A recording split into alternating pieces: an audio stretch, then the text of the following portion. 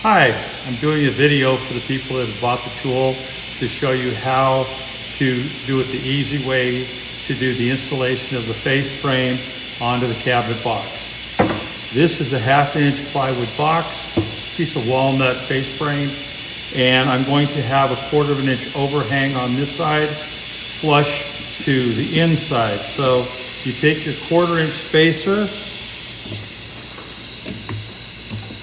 put it on the tool, set it into position. Now this is how I do it. I'm doing the left-hand side first.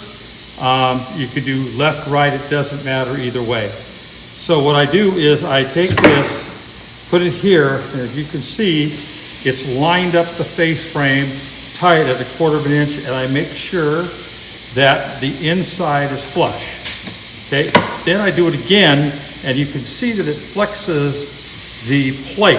So it's pushing down, you cannot move this. It's sealed in position. Then I shoot it. Okay, same thing here. Again, shoot it. Same thing.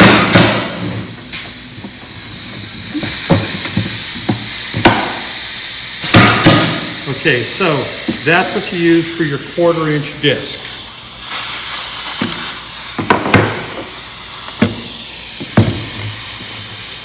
Now I'm going to turn this so you can see it.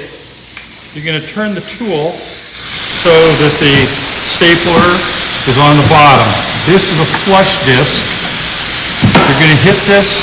It's lined up absolutely flush on the inside. You shoot this again. So now you have your 2 indexing areas are all set.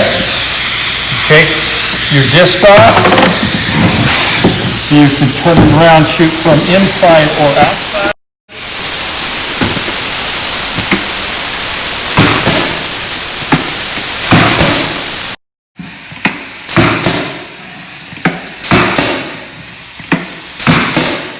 You can put as many or as little amount of staples you want.